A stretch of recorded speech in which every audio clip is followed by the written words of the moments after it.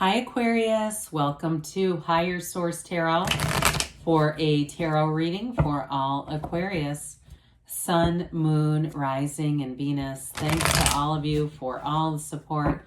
I send you love and appreciation every day, and I so appreciate every time you hit that like button or you leave a comment. It does something to the YouTube algorithm so that more people see the reading, and it means the world to me, everyone who's subscribed. I can't tell you enough how much I appreciate that. So if you are new here, welcome.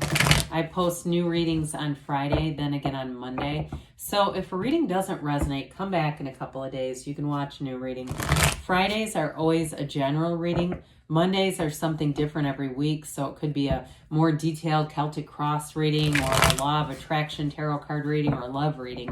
Lots of different things. If you like tarot and you like the channel, I'd love to invite you to subscribe to Higher Source Tarot.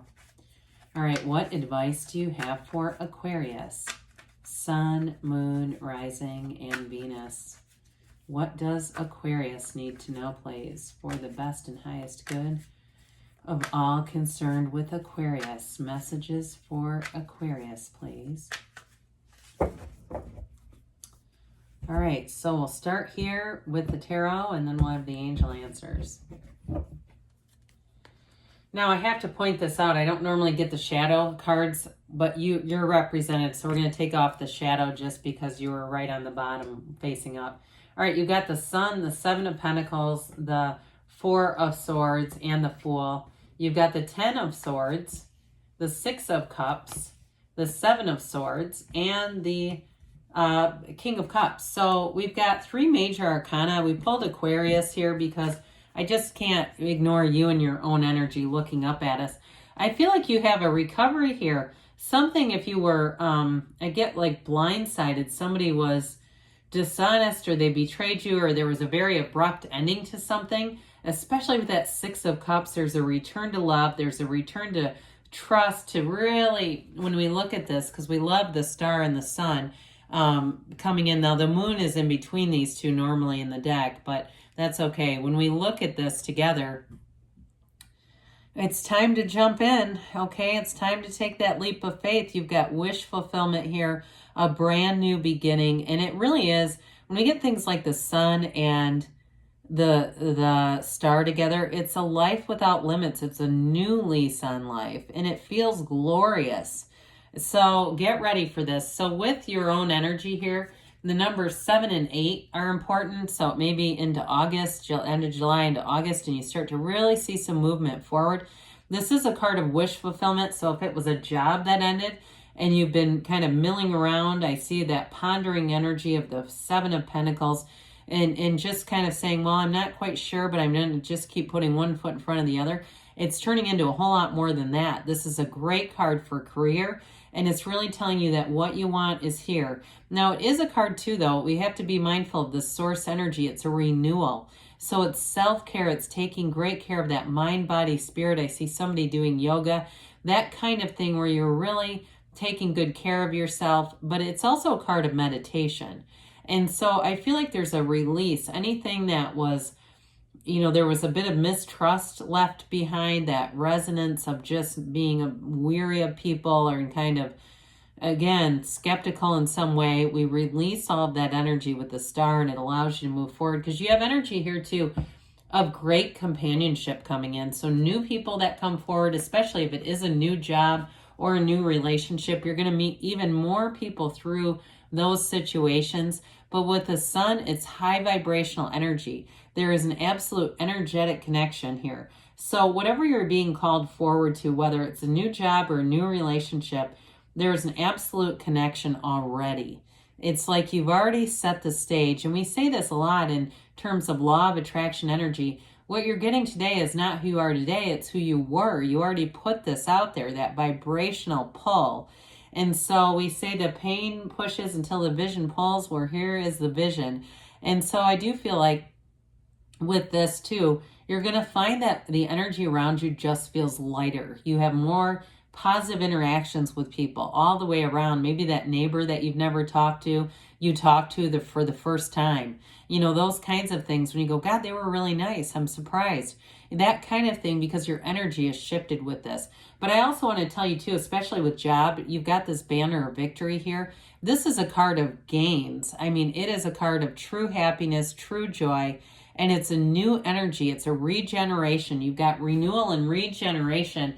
So with the Seven of Pentacles too, I'm also getting this, if somebody's publishing a book, doing a little bit of research, figuring out how to move that book, especially if it's self-published, up the Amazon bestseller list. There's ways to do that, and there's lots of YouTube information and videos to teach you how to do that. Whoever this is that's kind of pondering, or if a project kind of stalled out a little bit, it may be time to do more research and figure out in that particular niche, how do I get this going? Because I do feel like with the Seven of Pentacles, money is going to come in.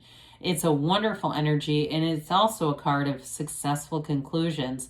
So with the Seven of Pentacles, things are moving forward, even if it seems like there's been a bit of a delay. And like I said too, with the relationships as well, this is your harvest. So if you say, I don't know how I got blindsided, I don't know how I attracted this dishonest energy, it doesn't make sense. Well, here's where it starts to make sense. And you say, well, there was something better. There was something more stable coming forward, and so I had to be released from that other situation, even if it was painful. With the Four of Swords, this helps you get back to center. It's definitely related to the 10 and 7. So some of you have had a bit of a reprieve, whether it was a lost job or a breakup, but it was a needed time. There was a needed, necessary break here. And so with this, we say we meditate. We can, you know, especially too with the star being here, this can also be if you went to a therapist or you just did something to cleanse your own energy. Knock and the door will open. Ask and it is given with this. So with the Four of Swords, that break is maybe as brief as you want it to, but it's like the four legs of a table getting you stabilized, because you, with the Fool, you got a brand new beginning here. You stand in the field of pure potentiality. You can have, do, or be anything. This is the energy that tells you you are always victorious. Your soul is always victorious. You have learned the lessons you were supposed to learn. And so we don't keep repeating those same lessons, right? We move on into new ones. And so with this Fool energy, this is great for any new beginning, especially relationships. There's an eagerness here. And I do feel like whoever you're attracting has a very mature energy. It can be somebody related to your past, but I don't see it as a renewal with the 7 and 10 of Swords. So I do feel like in this kind of energy, it's really about a return to love and somebody that you can trust completely. You have a wonderful confidant coming in here. So if it's not a new relationship in terms of love, though, it may be a friendship where you can tell that person anything. But either way, the Fool represents a great deal of enthusiasm, trust, and that just you're all in. Whatever it is that you're doing, you are all 100% completely in.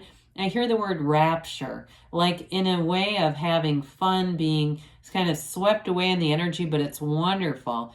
It's a vision quest, and there's a fearlessness with the Fool. And so you have great courage, but you're also, you have an absence of fear. You're just emanating love and this non-judgmental energy, and people are going to be attracted to it. Now, if you are some kind of a therapist or something like that, I definitely will say you'll have a waiting list for your services, especially too if you're going out on your own. If there's somebody who's wanting to start their own practice in something, I keep hearing waiting list. So again, with this 10 of Swords, this can be physical illness too for somebody here. I get that kind of briefly, but I do want to say whatever it is done. This is a done deal. It's the end of a cycle. I do feel like it was painful, and it does feel like it was unexpected. Whether it was an unexpected end to a job or a relationship, somebody that you didn't think would do this did this. And unfortunately, sometimes in the 10 of Swords, the best we can do is just say, I'm moving on. And so we let this be a clean break, okay? So with the 6 of Cups here, I mentioned before, it's that return to love. 6s bring in harmony and balance and beauty. And somebody, in terms of a relationship, if you were blindsided there, or even with a job though, it's still feeling secure. And so you're not repeating or going into something with trepidation or hesitation. It's that return to, like I've said, that childlike innocence before you've been traumatized, before you've had challenges come your way, and really feeling like, you know what, I can trust again. I can move forward. I've got good people around me, helpful people around me.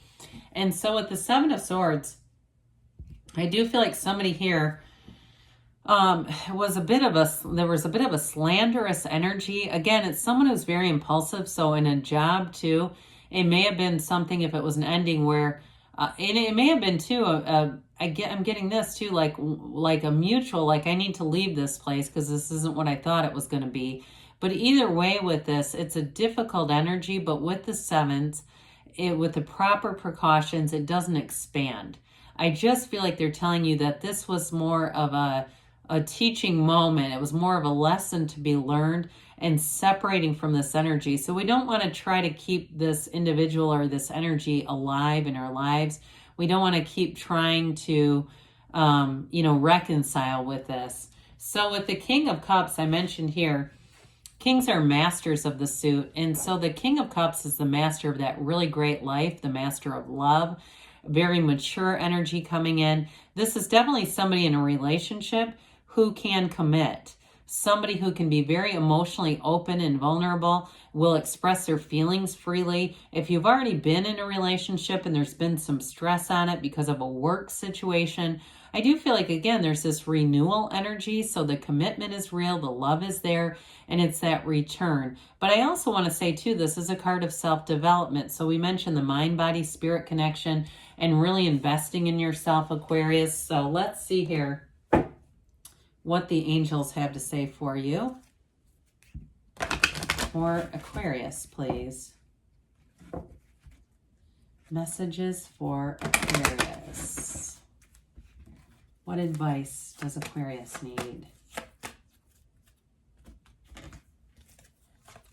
Okay. Well, you've got improving health. We did mention that, didn't we? Mind, body, spirit.